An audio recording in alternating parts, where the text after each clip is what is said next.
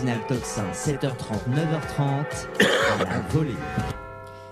Guillaume Bernard, politologue, historien du droit, enseignant-chercheur. Vous avez publié récemment une tribune dans Valeurs Actuelles contre la constitutionnalisation de l'avortement. Vous dites c'est l'arbre qui cache la forêt dans le dernier numéro de Valeurs Actuelles.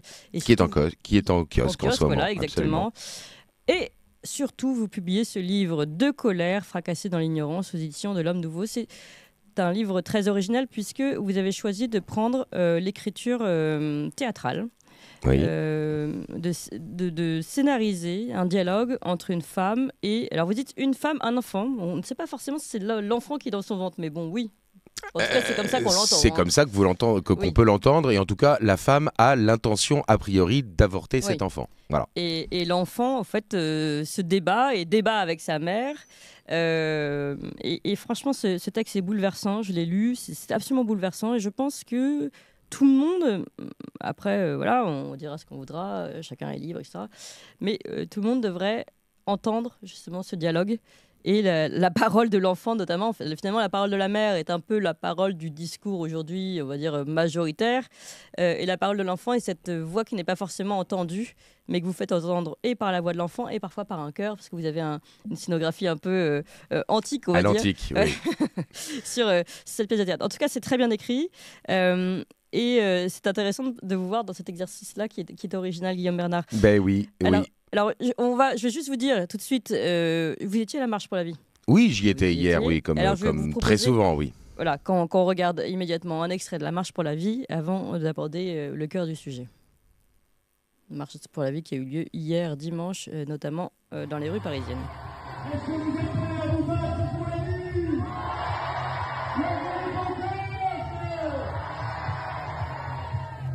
Voilà.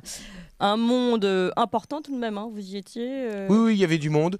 Je crois que de toute façon, au-delà même du chiffre des manifestants que je n'ai pas encore vu, parce que je dois vous avouer que ce matin, je n'ai pas encore travaillé et regardé les informations attentivement, mais au-delà du chiffre, ce qui compte, c'est la ténacité de ces militants, c'est le témoignage, c'est le fait que, ils ne se contentent pas, je dirais, de s'opposer, mais qu'ils manifestent dans le but de défendre quelque chose de positif qui est la vie qui pousse, qui progresse, qui se développe et qui permet effectivement à des êtres singuliers d'exister et de rentrer dans une relation d'altérité. Donc c'est justement ça, hein, cette relation d'altérité que j'ai essayé d'illustrer dans cet ouvrage. Alors vous disiez, et évidemment je l'assume parfaitement, que j'ai choisi une forme théâtrale. C'est pas la première fois puisque c'est ma deuxième pièce de théâtre. La première, je l'avais coécrite avec Corentin Stemler sur un sujet plus historique et politique qui était Napoléon et la Vendée. Hein. C'est une pièce qui s'appelait L'Empereur et les Brigands. Oui. Alors Corentin Stemler qui est le producteur, c'est ça on peut dire? Oui, absolument. Le metteur en scène, le producteur de différents spectacles. Dont Notre-Dame. Exactement. Et en ce moment, il y a le Grand Hiver qui se joue donc à La Roche-sur-Yon. Et puis, ils ont une troupe qui tourne en France pour rejouer Notre-Dame, un spectacle sur Notre-Dame de Paris qui s'appelle La Dame de Pierre, qui est un spectacle en hommage à Notre-Dame de Paris. Donc c'est vrai que c'est cette rencontre avec celui qui a été un de mes étudiants et qui est devenu un ami qui m'a permis effectivement de renouer avec un goût de jeunesse pour la littérature. J'avais mis ça de côté et puis ça a été le déclic de recommencer à oser écrire sous cette forme littéraire.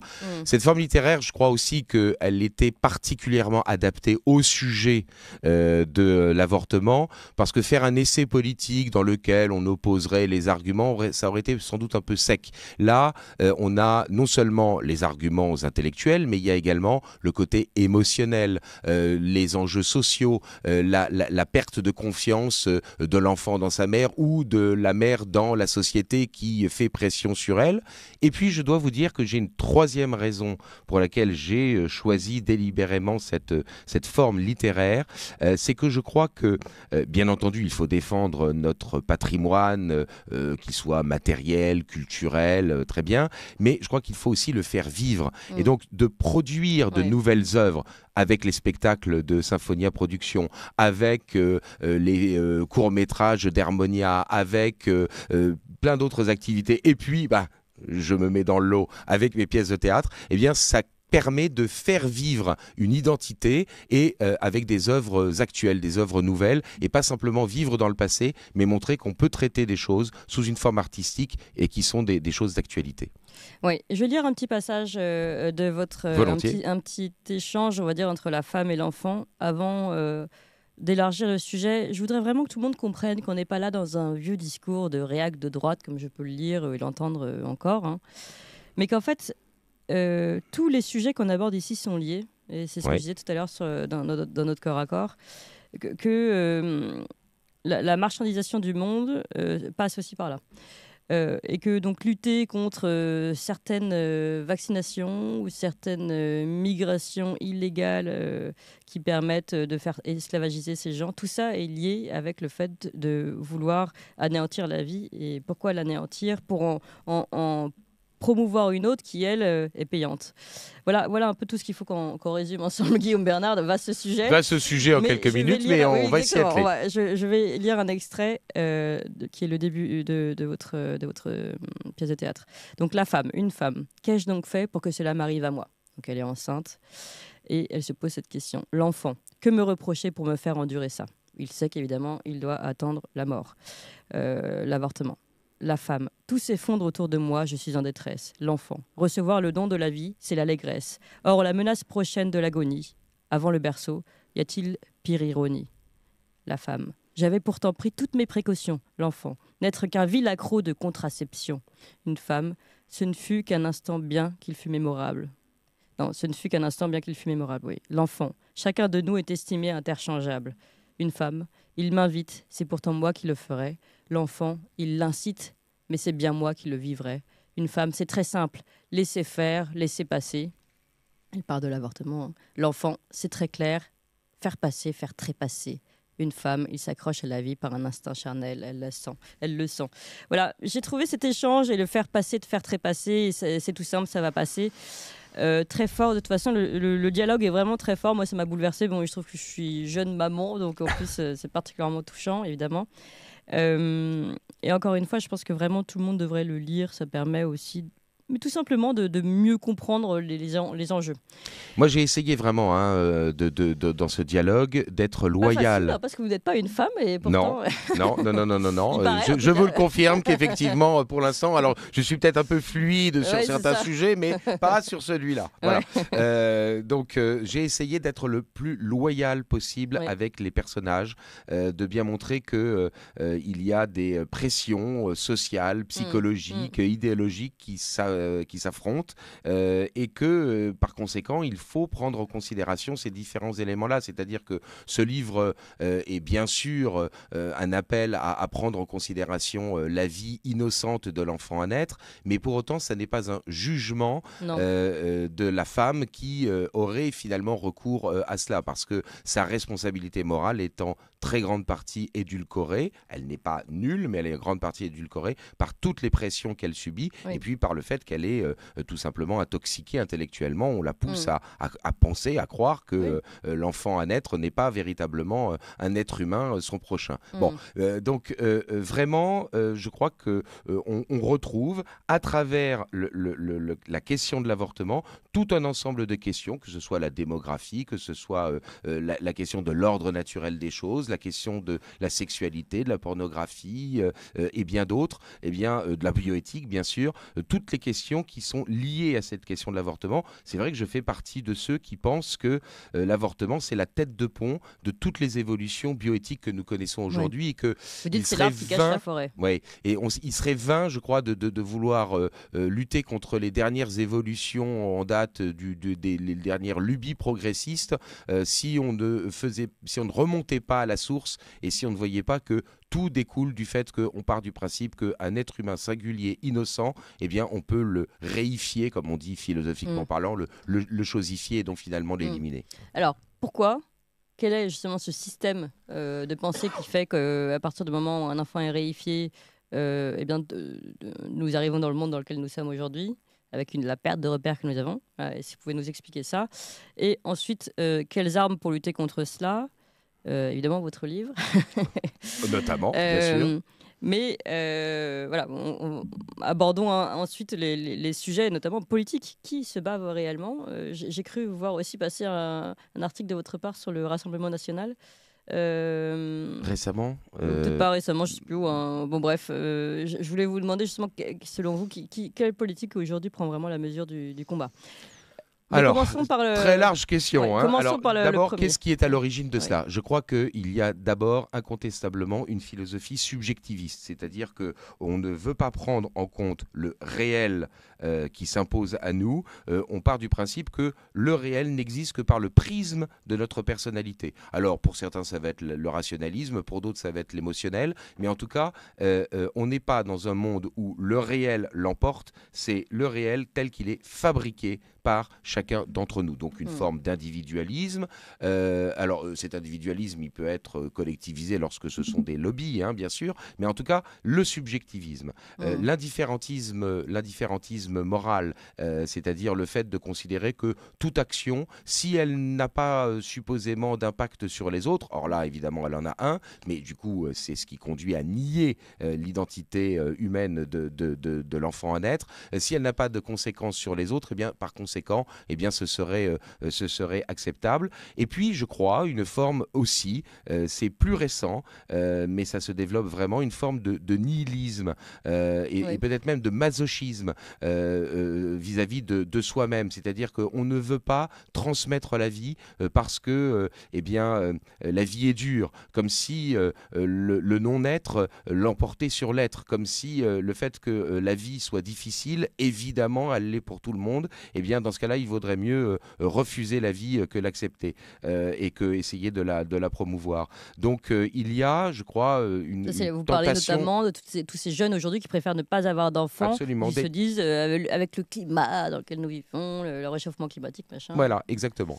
Donc, une forme de nihilisme et de masochisme qui les conduit, je dirais, à justifier la réification de la vie humaine. Bon, donc voilà, il y a un concours, je dirais, d'idéologie. Et puis, bien sûr... Je suis d'accord avec Emmanuel Todd. Hein. Vous savez que la thèse de son dernier ouvrage, c'est vraiment fondé sur le déclin de l'Occident qui est lié à ce nihilisme qui est notre... Oui. Non, mais ça, de ce point de vue-là, effectivement, je converge parfaitement avec lui. Alors, dans l'opinion publique, je ne crois pas qu'il y ait beaucoup de personnes qui soient idéologiquement eugénistes, mais il est certain que parmi les promoteurs de l'idée de l'avortement, il y a de l'avortement, de l'expérimentation sur les embryons, etc., parce que tout ça, c'est la conséquence. Il y a évidemment des personnes qui s'imaginent que, sous prétexte que l'espèce humaine aurait évolué de manière naturelle, eh bien, il serait logique et même légitime qu'aujourd'hui, l'être humain se fasse lui-même évoluer par la recherche scientifique et technique. Mais sincèrement, là, je crois qu'il y a des idéologues qui développent cette idée-là, mais ça n'est pas véritablement ce qui motive, je dirais, les personnes qui ont recours à l'avortement. Là, pour le coup, je pense qu'on est plus dans le débat idéologique ou philosophique que dans la pratique réelle de l'avortement au quotidien. Voilà. Mais est-ce que vous êtes d'accord, finalement, on a reçu juste avant Stéphane Buffetot qui nous dit, finalement, la société aujourd'hui ne s'intéresse à l'homme que quand il est performant et productif. Oui, bien sûr. En fait, que quand nous sommes un élément du marché. Oui. C'est exactement ça, en oubliant complètement que nous ne sommes qu'un chaînon dans un ensemble beaucoup plus large, que nous ne sommes qu'une étape, je dirais, dans l'histoire d'un corps social, que ce que nous sommes nous-mêmes dépend évidemment de ce dont nous avons hérité, et on aurait le droit d'hériter, mais on ne devrait pas le transmettre aux générations suivantes, c'est-à-dire que là, il y a une forme d'hédonisme et de... Même l'héritage, pardon, je vous arrête, mais même l'héritage aujourd'hui matériel, mais bon, moral encore plus, mais même l'héritage matériel aujourd'hui est fortement freiné. Finalement, on voit que tout ce qui est patrimonial est agressé autant que moral. Exactement. Et c'est vrai qu'on veut essayer de faire une société de jouisseurs qui n'aurait aucune responsabilité vis-à-vis et des générations précédentes dont nous avons hérité et des générations suivantes, pour la bonne raison qu'effectivement, on ne leur permet même pas d'exister, ou du moins, il y a toute une partie de ceux qui pourraient constituer nos successeurs qui sont éliminés avant même le berceau, dès la grossesse des femmes. Alors Oui. tout ça au nom, soi-disant, de l'autre côté, du droit des hommes, de nos droits, de pouvoir disposer de notre corps, par exemple. Oui, sauf que, pardonnez-moi, alors là pour le coup, c'est vrai que je ne suis pas une femme, mais en l'occurrence, l'enfant à naître a lui-même son propre corps. Quand une femme dit qu'elle dispose de son corps quand elle avorte, je suis au regret de lui dire que, en l'occurrence, elle dispose du corps d'autrui et non pas de son propre corps. Et son corps porte l'enfant, mais pour autant, l'enfant est un être singulier et distinct d'elle-même, puisque, on le sait bien, il est le fruit de la rencontre du masculin et du féminin. Il est vrai qu'aujourd'hui, la tendance à la fluidité, n'est-ce pas, conduit à nier cette distinction entre le masculin et le féminin. Or, pour autant, que ce soit dans une grossesse, j'allais dire naturelle, ou dans une procréation médicalement assistée, il faut bien la rencontre d'un ovule et d'un spermatozoïde du masculin et du féminin. Alors, avant d'interroger encore une fois les questions politiques, je voudrais quand même une dernière fois vous reposer cette question. Je crois que vous l'avez déjà posée, mais je vais la reformuler une autre fois. Je voudrais être sûre que ce soit clair pour tout le monde. Quel est le lien entre, justement, encourager l'avortement jusqu'au plus tard possible, puisqu'il a été question d'aller à 9 mois, et je suis sûre que cette attaque, entre guillemets, va revenir d'une façon ou d'une autre, et aujourd'hui, promouvoir la GPA ou autre manipulation familiale. Dans la mesure où on ne considère comme un être humain titulaire de droit que celui qui est capable d'exercer sa liberté, eh bien, au deux bouts de la chaîne, que ce soit l'enfant à naître qui n'est pas autonome, c'est parfaitement exact, puisqu'il ne peut pas respirer seul tant qu'il est dans le ventre de sa mère, ou à la fin de la vie, celui qui est malade, a besoin d'une aide médicamenteuse ou même matérielle pour pouvoir rester en vie, eh bien, dans ces conditions-là, si on ne considère un être humain que celui qui est supposé capable d'être autonome et d'exercer sa liberté, eh bien, dans ces conditions, on peut considérer comme non-être humain, comme non titulaire de droit et comme une chose susceptible d'être éliminée en fonction de la volonté du puissant du moment, eh bien, tout être humain. Le cœur de la question, c'est effectivement qu'est-ce qui fait que ma relation à l'autre n'est pas un simple rapport de force, mais justement une relation d'altérité fondée sur une communion, une convergence, un bien commun. Voilà. L'avortement est évidemment ce qui est à l'origine de toutes les évolutions bioéthiques, qui fait que tant que l'être n'est pas considéré comme libre et autonome, eh bien, on peut disposer de lui et non pas le considérer comme son prochain, si vous Moi, je dirais que c'est plutôt le premier symptôme. l'expression. C'est, disons, que la mentalité qui induit l'IVG, l'avortement, est la même qui agit dans tout ce qui va dériver. Oui, non, mais ça, je suis d'accord avec vous. L'avortement est une forme de symptôme, finalement. Ça converge. Mais par exemple, c'est vrai que certains m'ont dit, mais est-ce que la source, ça ne serait pas la contraception artificielle, sachant qu'il y a des formes de contraception naturelle, de régulation des naissances dans un couple qui ne sont pas nécessairement par recours à des instruments médicamenteux. Je ne suis pas certain que ce soit la contraception parce que dans le cadre de l'avortement, il y a bien un être autre dont on va disposer. Et donc je crois que véritablement, bien sûr, la contraception a ensuite psychologiquement justifié que si celle-ci ne fonctionne pas, on puisse avoir recours à un avortement. Il n'empêche que le saut est là pas simplement, quantitatif, il est véritablement qualitatif. On s'attaque à autrui, on s'attaque à celui qui gêne, alors même qu'il est supposé être notre alter ego. Quel intérêt vous avez parlé de puissants tout à l'heure, quel intérêt pour les puissants de pousser cette forme de pensée, ce nouveau monde, on va dire, qui donc, comme vous l'avez dit, nous a déracinés finalement de l'esprit, du bien commun, d'une réflexion sur le bien commun, et qui ne nous voit que comme des maillons d'une chaîne capitaliste et des contractants d'un contrat. Mais parce que je pense que tout simplement, ils sont idéologues jusqu'au bout et qu'ils considèrent que effectivement, il faut flatter. Alors, je vais utiliser une expression un peu prétentieuse. Il faut flatter les vices. Il faut, permettre aux personnes de vivre selon leurs ambitions, leurs émotions du moment, et que qu'importe de toute façon, on produira des êtres humains ici ou ailleurs quand on en aura besoin et si on en a besoin. Est-ce qu'il n'y a pas une recherche de soumission intellectuelle aussi, de se dire finalement ces hommes déracinés qui en plus qu'on peut produire comme on les veut, comme on les choisit, devront rentrer dans le rang finalement. C'est l'homme nouveau rêvé par les soviétiques version troisième génération. Oui, c'est certain que en fait, ça n'est qu'une variable. L'homme n'est qu'une variable d'ajustement dans un système politique et économique. Mais je crois qu'il y a aussi un autre élément qu'on peut ajouter, c'est le fait que si on permet aux personnes de vivre selon leur bon vouloir, y compris au détriment de leurs prochains, eh bien, ça permettra d'autant plus de les contrôler dans d'autres domaines. Voilà. Mais je pense sincèrement que un système politique et idéologique, il n'a pas besoin, je dirais, malheureusement, d'être comploté pour qu'il aille jusqu'au bout du bout, je dirais, de ses conséquences. Dans la mesure où on pose comme hypothèse le subjectivisme, dans la mesure où on pose comme hypothèse que véritablement la nature humaine n'est pas quelque chose qui est un donné, n'est pas quelque chose qui est une ontologie donnée par la nature, donnée par Dieu, donnée par le hasard, mais quelque chose qui est construit par l'homme lui-même.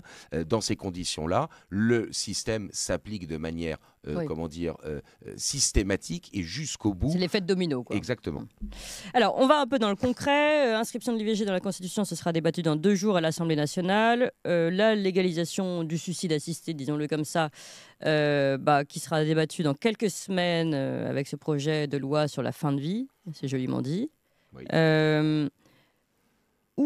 Quelles sont aujourd'hui les réflexions des politiques sur ce sujet et qui résiste vraiment ou qui se pose les bonnes questions? Un peu tout le monde et personne. Personne.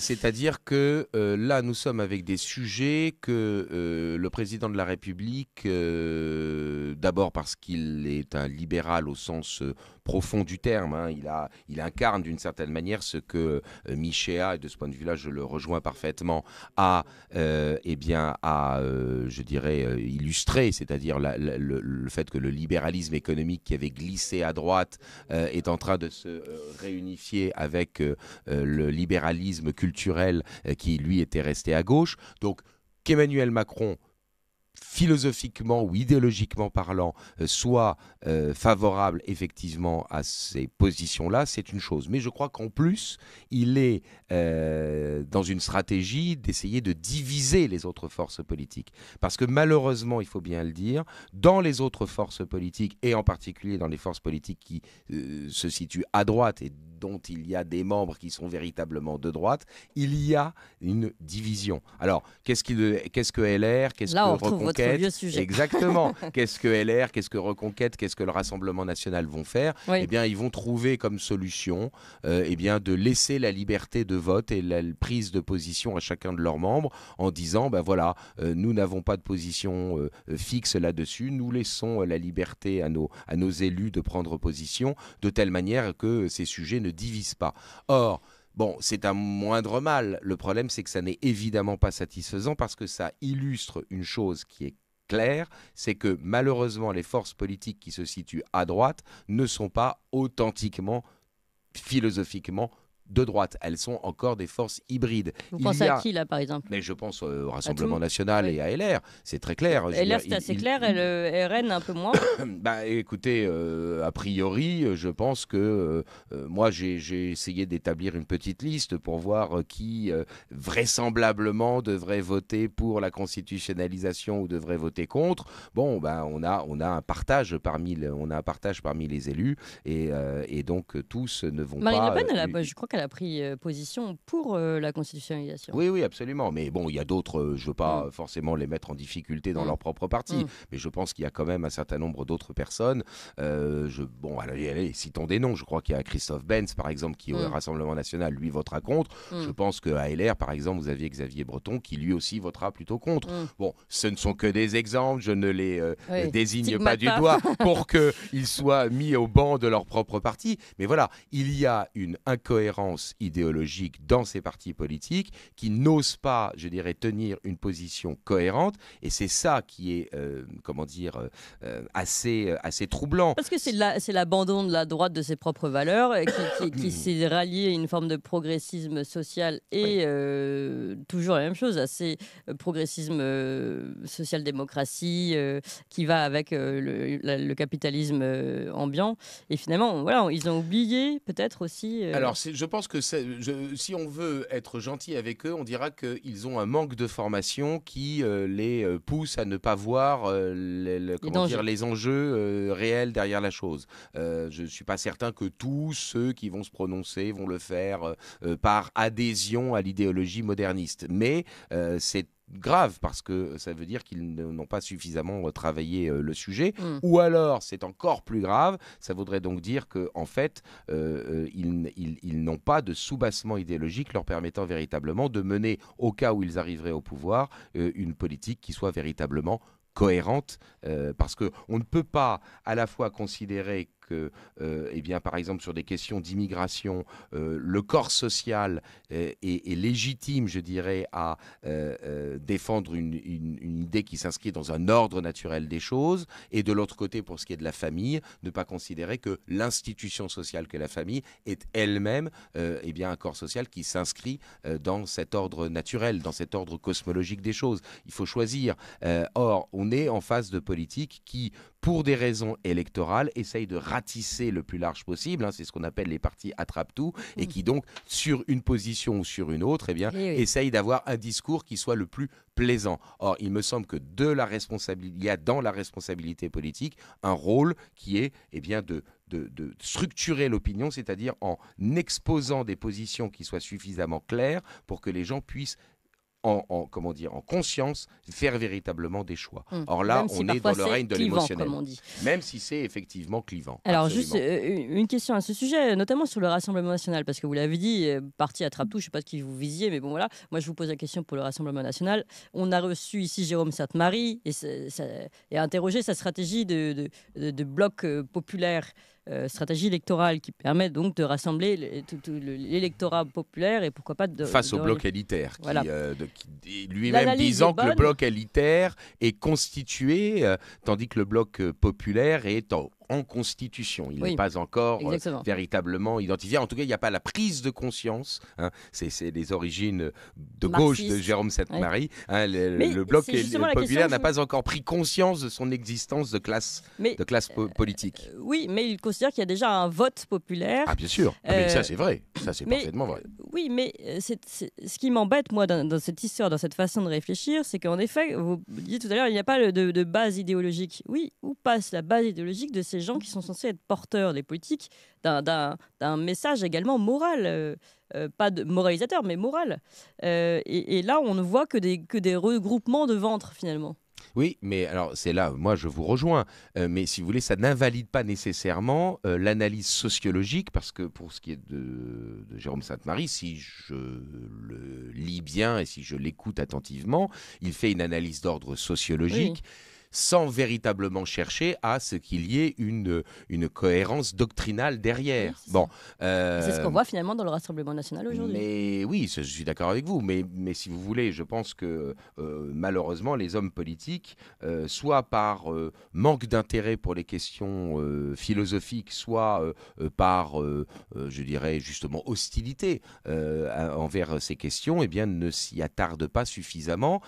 Et c'est ce qui, risque de provoquer une certaine déception, parce que vous savez bien que les électeurs, ils projettent sur les gens pour lesquels ils votent leurs propres idées. Ils entendent un mot, et en fait, dans le discours de l'homme politique, ça signifie quelque chose, et dans la conscience et dans l'esprit de l'électeur, ça signifie autre chose. Exemple très simple à comprendre, et qui maintenant parlera à tout le monde, quand Nicolas Sarkozy, en 2007, parle de l'identité nationale, il y a toute une partie de l'électorat du FN de l'époque qui vote pour Nicolas Sarkozy, parce que quand ils entendent identité nationale, ils entendent culture française. Et pas européenne, voire américaine. Exactement. Ou en tout cas, ils n'entendent pas simplement, je dirais, appartenance au corps social d'un point de vue juridique. Bon. Et or là, évidemment, le mot s'est révélé être polysémique. Bon. Donc, moi, je crois que l'analyse sociologique de Jérôme Sainte-Marie, elle peut être complétée justement par ce que moi j'ai proposé, le mouvement d'Extrogir, c'est-à-dire le fait que, il y a de plus en plus dans l'opinion publique une renaissance des idées classiques qui viennent par la droite du spectre politique. C'est-à-dire que moi, je n'utilise pas la droite et la gauche comme étant, je dirais, une ontologie philosophique. Je dis simplement que c'est une manière d'analyser le spectre politique et par la droite du spectre politique renaissent des idées classiques. Ceux qui, par exemple, vont voter contre la constitutionnalisation de l'avortement ou contre la légalisation du suicide assisté et de l'euthanasie, ceux-là vont vraisemblablement manifester leur adhésion ou du moins leur proximité avec les idées classiques, tandis que les autres, effectivement, montreront qu'ils appartiennent au même univers intellectuel que le reste des forces politiques. Donc, il y a à la fois ce mouvement d'Extrogir et puis, effectivement, ce mouvement social, cette recomposition sociale qui fait que la lutte des classes telle que François Guizot au départ, parce que c'est un concept libéral, la lutte des classes, François Guizot au départ, puis Marx, cette lutte des classes-là, elle n'existe plus de la même manière, mais il y a une recomposition, je dirais, des classes sociales. Aujourd'hui, d'une certaine manière, il y a ceux qui bénéficient ou qui profitent de la mondialisation, et puis il y a ceux qui pâtissent de cette mondialisation. Et là, de ce point de vue-là, sociologiquement, je crois que c'est vrai, je crois que c'est exact. Maintenant, ça n'est pas suffisant pour mener une politique. Et donc, moi, ce que je souhaiterais, naturellement, c'est que ceux qui arriveront au pouvoir, parce qu'ils vont arriver au pouvoir d'une manière ou d'une autre, ceux qui vont arriver au pouvoir dans les années qui viennent et qui seront l'incarnation politique de cette catégorie populaire, de cette classe populaire, que cela soit mu par une philosophie politique classique plutôt que moderniste. Voilà. Un vœu que j'espère non pieux. Guillaume Bernard, en tout cas, qu'il lise déjà De colère fracassée dans l'ignorance des éditions de l'Homme Nouveau. Et puis, pourquoi pas, puisque vous l'avez cité et que je le cite à chaque fois, mais en effet, il est fondamental, le mouvement d'Extrogir d'Esclé de Brouwer, c'est le nom de l'éditeur. Merci beaucoup, merci Guillaume infiniment. Bernard. Et merci à vous tous de Tocsin. Dans quelques instants, nous retrouvons Roxane pour sa contre-information, celle qu'on ne vous donne pas tous les jours ici, non pas tous les jours, pas ici, mais tous les jours ailleurs, la contre-information que vous retrouvez donc avec Roxane Despalingues. Mais tout de suite, je vous remercie encore et je vous appelle à mettre vos pouces vers le haut, vos cœurs, vos smileys et vos commentaires positifs. Vous pouvez aussi faire des dons sur Tocsin pour continuer de nous faire pousser et justement nous permettre d'avoir ce genre d'échanges que nous avons eu avec Guillaume Bernard. Je pense qu'ils sont fondamentaux et qui font aussi un petit peu ce que nous sommes aujourd'hui.